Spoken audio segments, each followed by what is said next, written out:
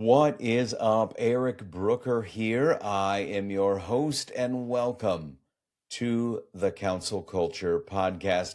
This is the Leadership and Culture podcast where real conversations lead to real transformation.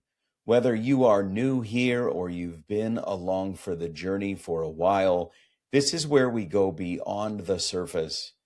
And this is where we talk about what really shapes how we lead, how we serve others, and how we build culture that matters. We are recording, as I'm sure you know, we are recording in Studio 9 today in Minneapolis, Minnesota. Before we dive in, a quick favor to ask. If this show brings value to you, please hit that subscribe button. Leave a 5-star rating and write a short review. And if someone pops into your mind who you think would benefit from this conversation, please share it with them. That simple act helps these ideas, these conversations reach further, and I truly appreciate that. Today's guest is a lifelong learner, entrepreneur, and growth partner who helps leaders and teams grow with fewer growing pains.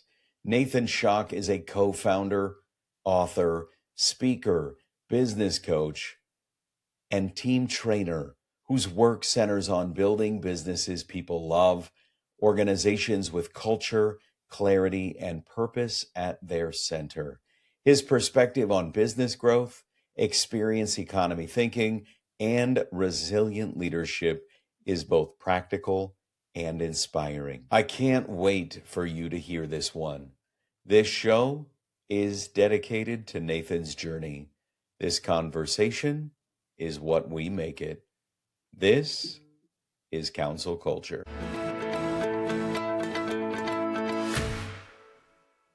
We met at the Purpose Summit. We've talked about the Purpose Summit before. This was one of those we both chose to be present. We were both at the show. We sat next to each other, got to know each other over the couple of days that we were together, and sort of just continued the conversation past the show. So again, it's great to have you. As we jump in, we start the show the same way every week. What are you most grateful for today? There's a ton.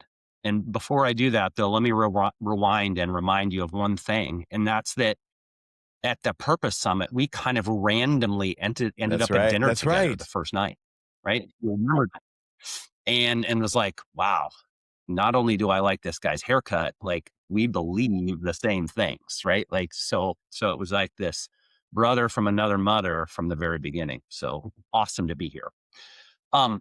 Gratitude. There's a lot. This one's actually really easy this morning. 2025 was hard for my three girls, all in different ways. So I'm getting used to parenting adult kids, right? My daughters are 19, 22, and 23. And there was they each went through some pretty hard transition stuff this year. But we're ending the year in a good place, and I'm so grateful for it. My eldest just got accepted to PT school. My youngest is on her way back from halfway through her second year with YWAM. So she's flying back from California. From Hawaii. And she's with Youth with a Mission, which trains kids to become missionaries. And so that's her goal. That's what she wants to do in life. But it's especially my third one, the middle child. She doesn't know this yet, but this podcast is coming out later, so I can tell you she's getting engaged today. What? So, yes. So I'm thankful for the way the year is ending for my kids, and that we'll be welcoming Max into the Man, what a cool way to start the show. I always ask people what they're grateful for, and so many people talk about their health and family, but congrats. What an exciting day. And she has no idea. That's right. Man. So So as long as since this isn't live, I can talk about it because it's happening tonight. Yeah, that's fantastic. Will you be there for it or will you connect with her afterward? We're having a little get together after, and by the way, she doesn't know that her youngest sister is going to be there, coming back from Hawaii. So that's pretty Man, cool I too. feel like we should just end the show right here because it's going to be weird. We're going to start talking about work and nobody really cares. Everybody's going to want Right. pictures. But this is what we do. We start on gratitude. Uh it's such an important part of who we are as people. It is so easy with social media. It's so Yes. easy to compare ourselves to those around us, to think that we don't have what everybody else has. And in fact, I've never thought of it this way, but I don't think I have had millionaires on my show. I've had billionaires on my show, and not one person has said, man, I'm so thankful for the trip that I got to take, or I'm so thankful for the billions of dollars that I have. People, as I mentioned, are grateful for family. They're grateful for friends. They're grateful for their health. In your case, uh, in particular for your daughter who's getting engaged. And Yeah. I Yeah. think that's a part of culture. That's a part of the culture that we as leaders bring to businesses. Now, interestingly enough, you started a business to train companies to give their customers the experiences that they wanted, but you've now shifted that business to focus so much more on culture. So I'm curious, why did you shift to focus on culture? Yeah. That's great question. Right. So we started this business about 8 years ago. And it was based on, there were three of us that got together and had a lot of success because of how we designed and executed customer experience within our businesses. And so we thought, well, we'll just train other businesses how to do this, right? And what we quickly discovered is that it didn't take root. Right? We would come in and talk about the ideas, even put good systems in place. And then as we stepped out, it just would go right back to where it was.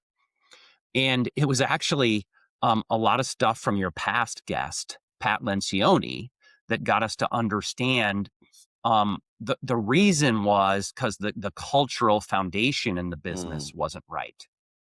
These were businesses that had been very successful when the owner was giving and creating and executing the customer experience. But once it grew and expanded beyond that, the owner hadn't been clear about who we are and what we believe in and why we do these things and why it matters. So we shifted, not away from customer experience, but we went upstream to say, if we're going to have a great customer experience, there first has to be it first has to be a clear part of our culture. So we started helping organizations do that kind of thing based on what we had seen in our business, what we were learning from our most successful clients, and what we'd learned from authors like Pat Lencioni. it's interesting. I was scrolling this morning. I got up to a text at 5 o'clock this morning. I tried to go back to bed, eventually decided to get up, and I was watching something from Duluth Pack, which you may be familiar with, sort of a small national brand. They're known for mostly their leather goods, backpacks, briefcases, things like that. Their ad was this big 25% off sale, which is great because they say they don't ever do a big 25% off sale. But the thing that caught my attention, particularly as we're talking, is they talked about new ownership and going up to Duluth or going online. In fact, my wallet is a Duluth Pack wallet. I've had it for as long as we've been here. I will buy another one. But with the transition of owners, I'm sure the way they're going to make their bags is different. Probably not drastically different because that's what sells. They talked about their employee. They specifically called out, we've seen a lot of change in the people that work here. And as I'm sort of starting to reflect on that as you're talking, I'm thinking, was that because you're bringing your own people in? And if so, what is that going to do to the culture? Or is that because the owners took their people with them? It's just interesting what an impact culture can have on a business. Oh, yeah, it's huge. And what's interesting too, Eric, is we discovered then because I'd love to say that once we figured that out, it was all great, right?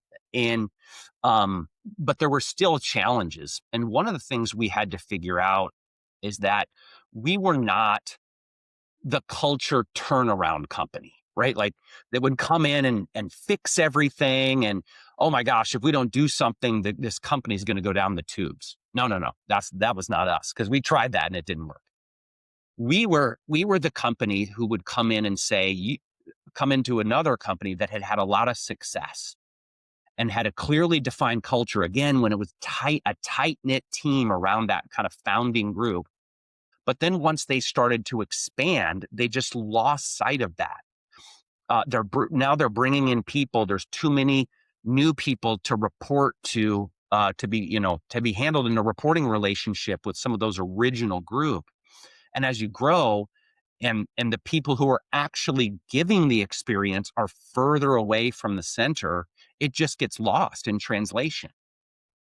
And so we're helping them essentially recover what it was, document it, and be able to bring people into that culture relatively rapidly rather than just hoping whatever culture they bring So I don't in will be a expect you to good have fit. the answer because we didn't talk about this leading up, but I'm going to ask you a question. I think of two very sizable brands. In fact, one of our very first guests, 150 some odd episodes ago, was a guy named Monty Moran. Still, still one of my favorite guests because his book, Love is Free, Guac is Extra, was such a brilliant book for me. But Monty was the first real CEO of Chipotle. He took them from 750 employees to 75,000 employees before he retired. That was about 12 years.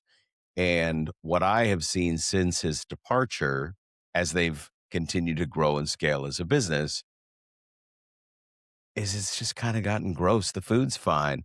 The experience isn't what it is. The atmosphere isn't what it is. The cleanliness, the pride for the restaurant isn't what it was. The inverse of that, that I'm thinking about, and I imagine you don't have one of those in the Dakotas, but we have Portillo's, which was a Chicago-based hot dog joint that was acquired, I don't know, maybe 10 years ago by private equity. They have them in Minnesota. They've got them in Phoenix. They have them all over the country. They had to get their $1 billion back, but they seem to, in fact, we were just there in the last year. And one of the workers walked up to my son, whom I had specifically said, young man, cake is $7. You do not need a piece of cake at Portillo's. We can get a hot dog and we can go home. And this worker, like she heard me from the car, walks up and says, young man, would you like a chocolate cake to wash down that hot dog? And I thought, this is a part of who they are.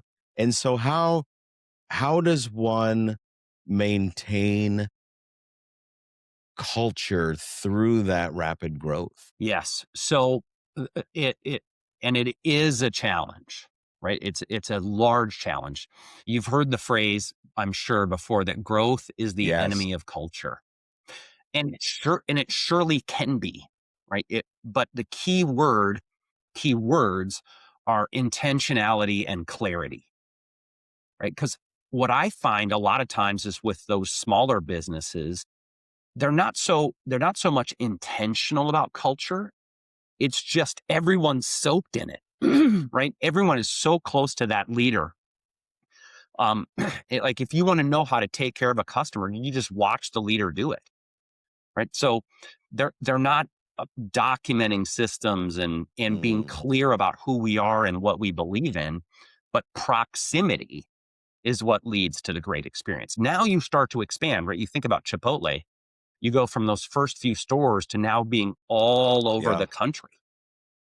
And if you aren't super clear about who we are, what person we're trying to hire, how we onboard them, what experience we give to our employees, because that determines the experience that our customers will get. If you're not intentional about all of those things, it just leaks away like one little, one cut at a time.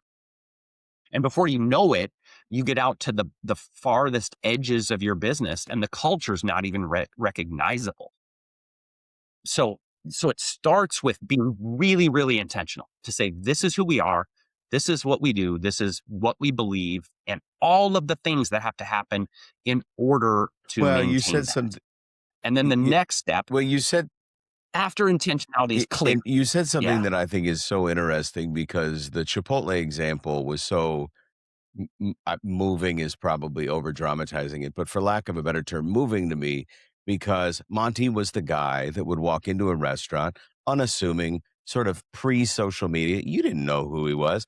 And he would walk back and get a rag and start sweeping and mopping and doing the things where I think in corporate America, you see a bunch of suits walk into a retail show and they start just pointing people, hey, can someone clean this up? Can someone do that? And it's just interesting to me that it's almost building the playbook. I'm gonna ask one follow-up question. I know you had something else to say.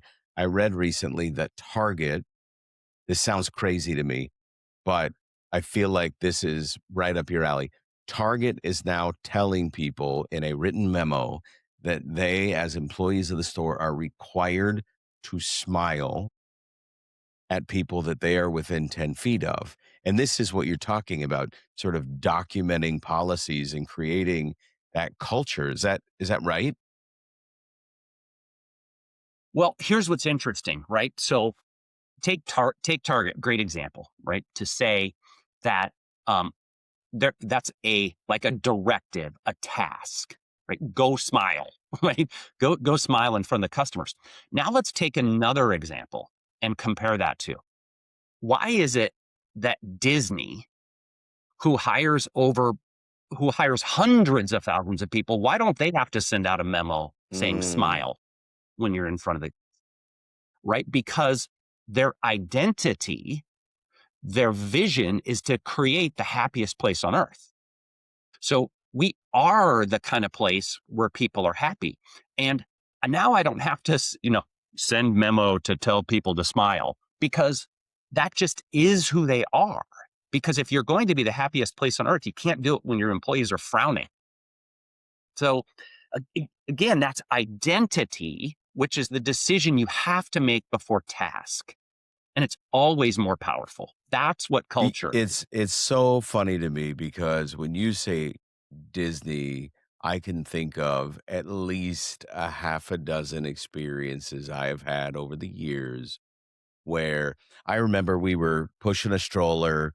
Long story short, my daughter was going to be, we were all at Disney and she was going to be back a week later. And we thought, oh, how much fun it would be when she's not looking to hide a letter for her at Disney, which, by the way, is really hard to do because they clean everything. But we thought if we could tape it under this little box, no one's going to find it for a week. And within 2 minutes, someone walks by and I said, hey, could you tell me where I'd find some tape? And this woman just disappeared. And I got to tell you, within 3 minutes, had like 4 different types of tape. She goes, sir, I got back there. I didn't realize I didn't ask you. Do you need duct tape or masking tape or electrical tape? So I just brought everything I could find. And I told her exactly what we were doing. She said, that's a great place to hide it. No one's going to find it. There's no way we're going to clean under there. And it was just such they were so happy to stop whatever it is that they were doing to to just sort of make that experience. I'll tell one more story because it comes to mind. And I'm embarrassed I don't remember his last name. I had a guy, Jeff, on my show many, many, many, many moons ago. He was an executive at Disney. And he says, we talk about going the extra mile. We talk about it a lot in life. Nathan, if you just go the extra mile, you could whatever. Eric, if you just went the extra mile, you could. And it doesn't seem like much until you realize it's a whole mile. And going that extra mile, all of the sudden, as insignificant as the effort might be, it feels like a lot. And he gives an example of a woman walking up to him at Disney saying, "Sir, can you tell me where I'd find a cup of ice?" And he said, "The extra mile would be me walking 100 yards up to the kiosk and getting her ice.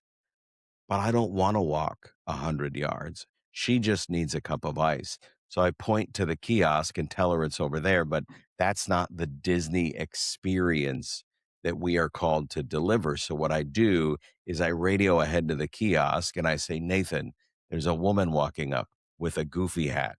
She's going to need a cup of ice." And the experience is, as soon as she gets there, you look at her and say, "Ma'am, you're here for a cup of ice, right?" That's He calls that going the extra inch. She says, "I didn't even move my feet. I grabbed my radio. I pushed a button." But that changes the culture, that changes the experience that I think you're talking about. Yeah. Yeah, and I love that the example too, right? Of going the extra mile, and I think a lot of people don't realize where that came from, right? Who was the first one who said, if someone requires you to carry their cloak a mile, carry it 2 miles, Ooh, right? That was yeah. Jesus, right? Who said, I'm saying it's not required, go the extra mile. Do beyond what's required, right? And last time I checked, I think he changed culture in a just pretty big way. just a Um, little bit. As we'll put a right, stamp on this show as we walk into Christmas week. Yes, he had an impact. exactly. But that example, right? And I don't know if you've ever watched The Chosen, but there's a scene in there where he tells his disciples who he's training, he's building culture with, he's living with, he's giving, he's a living example. And it's this great scene where these Roman soldiers come up and dump all their stuff on them and require them to carry it a mile. And by the time they'd gone the extra mile, you see all these hard-hearted Roman soldiers softening, right? And that's change. Going above and beyond is not expected. It changes people. And if you build that into your culture, you can't help And you're but be making my successful. segues really hard, right? We went right into business after talking to sharing about your daughter getting engaged today. Now we're talking about Jesus dying on the cross, and I want to ask you a question about AI. Man, man alive. Uh, Yeah. I do want to ask you about AI though, because in this world that is driven, I'll call it shortcuts, by getting it done faster, moving faster, thinking less.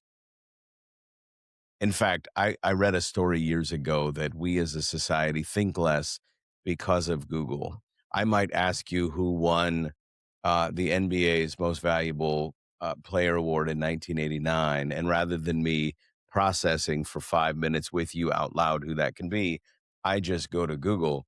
Now I go to AI, but I'm not going to AI for that because that's a foregone conclusion. I'm asking it other questions. I'm having it send emails. I'm creating automation. I mentioned the other day, I had it build a website with AI, and I know the answer, but I think it's such an important conversation. Does human connection even still matter in business? Gosh, yeah. It's something I spend a lot of time thinking about, right? Because AI, let's just call it out. Yeah. It's awesome, right? Whether it's building a website or um, uh, helping you craft your content better, or saving time. There's so many things that AI can do. What it can't do, right, is build trust, right? And a lot of my clients, they have to build trust with their clients. And so the way we want to think about AI, and I'm guessing you're going to agree with me, is that we want AI to make us more efficient so we can spend more time on the human connection. But this is such a critical crossroads for this because there's no guarantee that that's the direction it's going to go. Right? If we look back over the history of technology, it's been removing the human connection from commerce. So think about pay at the Yeah. pump gasoline, right? I used to have to pay someone to pump the gas and I would have to talk to them. Then I would actually have to go in to the counter to pay for the thing. But now I just do it all myself. I've got grocery self-checkout lanes, ATMs, Netflix instead of going to the movie theater. I mean, it just goes on and on. So we've been removing human interaction from commerce now for decades. The result is that we now have 1/20th of the human interaction that we did 25 Wow. years ago. And so what happens is people don't even realize it, but they're starved for human connection. And this is all before we had a pandemic where it become the stated policy was social distancing, right? Like that that's all before that. And now you have what a Harvard study found is an epidemic of loneliness, where 1 out of 3 Americans self-identify as highly Wow. lonely. And so what all this is to say is we could have AI just continue that, right? Just get rid of more human interaction. Wow, wouldn't business be great if I didn't have to deal with all these employees? But the really enlightened business people are thinking, how can I use AI to make my employee experience better? So they're not wasting time on trivial tasks and I can have them engage with my customers more. That's the real promise of AI to Yeah, me. it's interesting because I have adopted AI this year much more than I anticipated going into the year. I think it was a part of the business plan so much as I needed to learn about it. But the tools out there are absolutely staggering. But what I have found Yes. is I can compose an email or I can take the transcripts from a call and I can generate a quote in a like a business quote for services in a matter of literally seconds.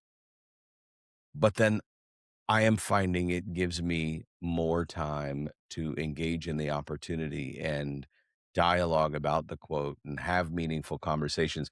The thing that I hadn't thought about with AI that you're making me think about, I know you've read my book because A, we've spoken about it. B, you did maybe the single nicest video review anybody has done. But I talk a lot in my book about just being present. And I've not thought of that correlation between AI and building relationship capital with people. But the idea of being present, the idea that people are lonely because they stand at a register and check people's groceries out for 8 hours, but they don't have conversations because Nathan, you've seen it. I've seen it. If it's not you, if it's not me, it's one of our kids or one of their friends. They're all scrolling Instagram. If we choose to go into a line, it's TikTok and Instagram. Wait, what were you Yeah, saying? but exactly. But we're not present I know. to the people Yeah. around us. I won't name names, but we had family visit last year and the two of them were sitting on the couch. They had just gotten here and I have a photo of the two of them. My kids call it doom scrolling, where they're just sitting there and I don't even know that they know what they're doing. So it is such an incredible opportunity, to your point, for us to be more present. We just have to be mindful of it. Yeah. One of the key things too here is that a lot of business owners miss and get mixed up on this is when I say customer experience, they think, oh yeah, it's really we're fast and easy and convenient to do business with, right? We're efficient. But those are all service qualities, not Yep. experience qualities, right? So earlier we were talking about fast food. Yum yum, right? I want to go to another brand, Chick-fil-A. right? So what comes to mind when we think of Chick-fil-A? And now they do in the quick service restaurant industry, they look at the fastest, right? They have a fast study at who has the fastest drive-through. So they did the 10 biggest uh, fast food franchises and ranked them according to speed of drive-through. Where do you think Chick-fil-A fell I on think I know speed this. of They're at the drive-through? top, aren't they? They're one of the fastest. You know what's amazing? Dead Oh, last. They're 10th out of the top 10. Now, though, where do you think they rank in the top 10 of speed of I bet you they're satisfaction? right at the top. They're So, slow, but people love the experience. Yep. number one, they are number one on. So they're last in speed, first in satisfaction of speed. Well, how can that be? Because we want our fast food fast, right? I mean, that's like the one thing that we can all agree on. But but now, if you think about that, what else are they number one on? They're number one in Mm. kindness, in happy, right? Like I felt like they cared about me. They were, and they, it wasn't even close. So because they seek to make a connection, they don't, the people who have to wait don't mind it because they're treated like a Do you human know being why, though? rather than just one order. Hmm. So Deanne Turner's been on the show, I think, a couple of times. Deanne was marketing and people Yep, and all that. love You know Dean. who she is. Um, I've got a book over my shoulder from uh, Deanne. Yep, careers. about hiring Yeah. of talent. Yeah, yep. I felt like I knew it talking to her, but her job, despite being retired from Chick-fil-A after I think 38 years, was to go pitch Chick-fil-A. Like she had an amazing career. She's grateful for it.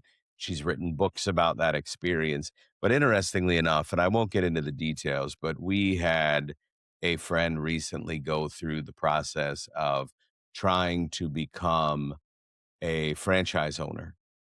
And they ultimately became a franchise owner, I should say, had the opportunity to become a franchise owner. They had some family things come up and ultimately last minute declined it. But she'll tell you the experience was second to none. The way they treat the people that they're vetting, the way those people, the franchise owners talk about their experience owning the restaurants, even the sort of family misfire that they had that led them down the path of discerning at the week they were closing on a new house in a new market to start a new restaurant. Even having to disclose that to Chick-fil-A was like, when they thought they were burning bridges. Hey, family first. We've had some family stuff come up, and she's still very much engaged with them because they treat their employees the same way they treat the rest of us. Right. Yeah, it's an incredible story, right? And there's one other thing, by the way, that Chick-fil-A is number one in, and that's sales Oh, per store. yeah. Right, right, they're incredible, and that's even for cultural reasons. We're going to circle back around to that. They're not open on Sunday, right? So even the fact that they're only open 6 days a week still doesn't prevent them from being the best at what they do because of what we're talking about, and that's culture. I love it. I feel like you and I could go on for days. This is one of those things. We're not that far from each other. We got to find a time when you're here in the Twin Cities and grab a bite. I want to ask you Yes. two more questions. One, as we close the show, how do we get fully Mhm. engaged employees in our business? Yeah. Um, so often, right, that's like, again, we go back to when a business is founded, you've got that tight-knit group, and I don't have to tell you to be engaged because you're sitting next to me and I'm working long and hard, and I've got this clear vision of where we're going. Uh, but again, as we get out from that circle, from that tight-knit and the success that leads to the growth is what can cause the later problems. And And there's so much that you can do, right? A lot of it we've already talked about is if we just stay present with them, if we treat them the way that we want them to treat the customers, right? There's all of that. But the biggest piece of this is clarity, right? People don't quit companies, they quit confusion, right? They want clarity. And so often, all of what I'm talking about, right? We've been talking about being clearly defined as a culture to say, this is who we are, this is what we believe in, this is what we stand for, this is what we do. But then you have to take all of that and say, this is what it means for your position. This is what it means for you to be successful within our organization. This is what we are going to give to you and what we need from you. So often, we just don't create that clarity all the way to the front lines of the company. And that is, to me, the key part. This engagement originated with the Gallup organization, right? So going back decades now, they're measuring employee engagement. And if you look at that most recent survey, Eric, this one just blew my mind, the Gallup work study. Today, more than half of workers said, I don't know what's expected of me at work. I don't know what's expected, right? So how in the world could I be engaged if I don't even know what I'm supposed to do? If I don't have a clear success path, like how could I possibly be engaged? Well, this goes back into what we talked about earlier, documenting everything, having the handbook, letting there be no ambiguity. I had an old friend years ago give me a phrase that stuck. Frustration comes from unmet expectations. I think it's from a book from the Arbinger Institute. I suspect that it is, knowing him. But that being said, I'm I'm looking at resumes online from time to time, and one of the things that really surprises me, particularly as of late, is the number of people that transition out of an employer within a year.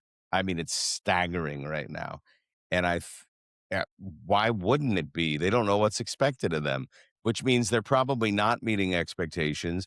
They're frustrated because they come in every day and don't know what to do. Their boss is frustrated every day because they're not doing what they think they should be doing. And so often, I think a lot of that with business owners comes from can come from a good place to say, I just want to hire good people and get out of their way and let them do their job, right? And there's an admirable piece to that. But go back to what you said about the processes and the playbooks. The purpose of those is not conformity. It's not to say you must say it exactly this way. No, it's not about conformity. It's about contribution. They want to know, what are we trying to accomplish here? What does success look like? If I do this, will I be looked at as successful within the business? And without that, they can't contribute to the Well, and success they want of the clarity. company. Am I even doing what am I doing the right thing? All right. Yeah. Last question, I promise, but at some point you're going to have to come back on the show. At some point we're going to have you over and we can record something live. Those are always fun, and I haven't done one of those in a while. But you've Yes, written a book, you for do a sure. lot of work, you've done a bunch of interviews over the years. What's one question that you wish people would ask you, but they don't? Gosh, what's one question that I wish people would ask me? Um, I think I'll tell you the one question that I always ask Mm. right at the end of my podcast episode, right? And that's, where are you going in the future? Right? What does it look like? If you look out ahead, what is that path like? Because one of the things that I do with all my clients is have them paint what's called a vivid vision that Cameron Harold came up with, right, in that book, Vivid Vision. Paint a vivid vision of what the business looks like 3 years from now, right? So as I look out 3 years from now, um, I want to be able to spend more time with people, right? I want less and less of my time to be the technology behind the scenes. I want AI and automation and those things to handle that stuff, so I can just be present, face to face, spending more time with my people, with my clients, and with people that I can make a difference in their lives. And then, of course, my new son-in-law. I want to Max. spend time. That's right, I love Max. it. You got it. I can't thank you enough. Nathan, thank you so much for coming on the show. As we wrap up, where can people find you? Where can people find your work? So the best place to go is just to my website, nathanschock.com. There you can sign up for my email newsletter, find my podcast, and reach out and connect with me. I know the quality of people that must listen to your podcast, so have them feel free to reach out to me. I'd I love to love it. What connect. is your middle daughter's name? Sydney. Sydney. Sydney, I want to be the first Yep. to congratulate you. So, Nathan, congratulations to you as well. And again, thanks for coming on the show. It was my pleasure, Eric. Thanks for the invitation.